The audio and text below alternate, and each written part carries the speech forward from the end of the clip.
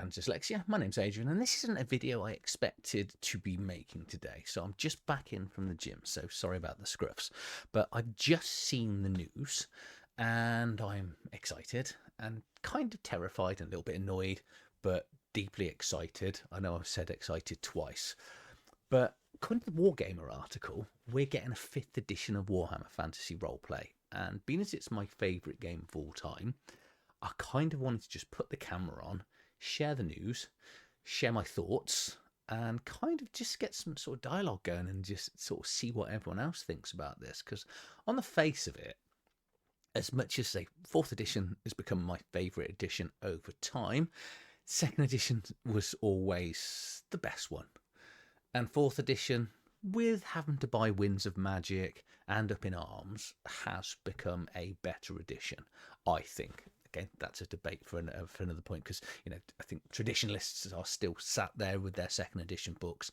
And I keep going to buy them, but they're a lot of money trying to sort of get a decent. And I'm one of those. I kind of want them all if I'm going to go back to it. But 5th edition has been announced, and it's coming out next year, 40th anniversary. All sounds like a good idea. But Wizards of the Coast thought that, didn't they? Last year, they went, do you know what? 50th anniversary coming up. Let's bring a new edition out. And it hasn't actually worked out for Wizards of the Coast. And again, I don't want to get into the where Wizards of the Coast are. And I tend to trust Cubicle 7 with everything. I really like the quality of their books. Proofreading could do with a little bit. And that's coming from me. I can't even read properly. And I can spot the errors in your books. But 4th edition now has become a really good game. Winds of Magic, that ability for the spellcaster to take their time with the spell. They don't have to actually pick the spell as well. They can start prepping for the spell and then decide the spell they're actually going to release. And Up in Arms, that takes the individual advantage rules and makes it a group rule, so everything works and flows an awful lot quicker and easier. I think these are the things we're going to see in the 5th edition. And, because this is the weird thing as well, because next year they've got Horus Heresy releasing. So I know that's 40k, but 30k, I'm told, or 25k, somewhere around there. I think it's about 1,000 years before 40k, or 40,000. Sorry if I've given it the wrong name. We've got the Old World coming out, which is using a D10 system. And then there's also a new 5th edition. It does make me wonder whether they're going to do a reprint of either the 1st or 2nd edition, like an anniversary edition, really fine, just that old, because the old 1st edition rulebook was brilliant with the Troll Slayer at the front with his black and white mohawk. Very iconic, and again, spent a long time playing that game. But what I wanted to do, I started reading the article, and I was like, no, stop reading the article. Let's put the camera on and do the article together, so you can listen to me have my first thoughts on what one of my favourite companies is going to do with one of my favourite games. And I don't know. I don't know where this is going to go. So, right, let's have a look. So here we are. I'll link the article as well. So it's on wargamer.com. So exclusive, Warhammer Fantasy Roleplay announced a new 5th edition, which I've got some pre-orders for 4th edition stuff that's still to come. So I got to... I don't know. It's as it approaches its 40th anniversary, Cubicle 7 shares its schemes for the next edition of the Grim Perilous RPG. So hopefully it's going to stay. Actually, if this is the cover, okay, it looks pretty. I wonder if I can zoom this out. No, it's not going to let me zoom it out. Okay, so in an exclusive reveal, publisher Cubicle 7 has informed Wargamer that the new edition of the classic Warhammer Fantasy is ready to launch and due in 2026 alongside the 40th anniversary classic Grim Dark. Head of creative design Dominic McDowell promises a 5th edition will be an evolution, not revolution, of the 4th edition rules, and that backwards compatibility with current supplements is one of the key things that's being prioritised. Okay, so that's good. I don't think we need a 5th edition. We definitely need a 4.5 edition that puts together. So it's going to be interesting, because I've been saying it for a long time. 4th edition cool rulebook. Well, I think everyone is. It's a bit of a mess the way it's all laid out and stuff as well. So it's backwards compatibility. That's a good plus. Anyone who saw the recent release for Warhammer Old World goes to a D10 dice pool. Talked about that on a different video. I think that's kind of separate here. But the key thing is 5th edition is going to retain the D100 system. That's really good. Actually, I'm wondering if they're going to implement some of the changes of Imperium Maledictum, because that does a really good, subtle difference on skills and advances compared to Warhammer, well, WFRP. So yeah, that'll be quite interesting to see. I'm going to have to get Dominic in for an interview. I think that's definitely something that I'm going to work on with Cubicle 7. It will take place in a similar time period to previous editions, close to the end times, but not there yet. So okay, so they're going to move it forward an amount of time. Interesting. I think there's been growing glamour for a new edition of the rulebook. Yes, well, no, not necessarily a new edition, Dominic. What we've definitely wanted is a better edition of the 4th edition rulebook.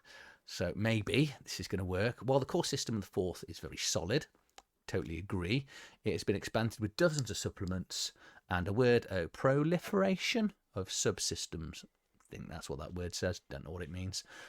When you've got that level of detail across the breadth of everything, it's a bit much for some people. Yeah, totally. Pull it all together into a condensed 4.5 edition is kind of my thoughts. So for the last few years, the design has been working to look through everything, standardize it a bit more, strip out some of the subsystems where additional complexity doesn't give the returns to the satisfaction with the experience. It all sounds really good. There you go. Changes that we brought on in Winds of Magic, for example, they're really, really good. Totally. It completely changed the game and made wizards, the spellcasters, useful as opposed to just wasting turns, just channeling magic to then do a spell that's pointless because what they were trying to achieve isn't needed, and now Winds of Magic they can pick a different spell. Things like that have been built into the core system. That's good. 5th edition rules will be backwardly compatible with 4th edition. We know this. Stop repeating yourself in the article. The numeric changes are all the same. So for the same skills, talents, they're all going to be the same. He expects there'll be a couple of things that will have changed enough. We'll put out a document to accompany the launch and explain how it squares them out. In general, you shouldn't expect 4th edition book to be released with updates, rules anytime soon. One of the main reasons for backwards compatible is that we've got so many plans. The last thing we want to do is go back, remake anything that we've already done, or annoy people that have bought stuff that are going to get a new edition. That just say what you mean. Realistically, we know what you mean, and there wouldn't be a new edition without a mega campaign. Ooh, mega campaign. We're currently working on one, although I can't say too much about it at the moment. We have just finished the play test on part 1, new campaign. So 5th edition is going to be compatible. Hold on, I'll just park that because I think we're at the end of the article here. So our interview went into greater depths with the reasoning behind the decisions, and even turns to the nitty-gritty specifics. Tune back to the Warhammer for the full interview soon. Excited, frustrated. This might be the moment to hop onto WFRP for the first time. Yeah, okay. And it talks about, obviously, they've got Horus Heresy coming. Right, so let's get off this advert and let me just go back to me, because I got... There's a bit of a hope here then. So it's going to come out with an existing campaign. So 5th edition, I'm still going to use all my other books.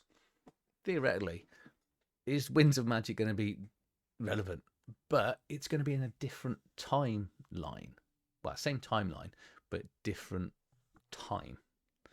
So some of it's not going to be relevant anyway. So this now kind of feels like it might be it's moving further forward. How many years, we don't know. I think the old world was minus 250, I seem to remember from when I did my read through of the book. But that campaign's got me excited. It's got me excited for one reason. Well, not one reason, but there's 2 big campaigns that original 1st edition did.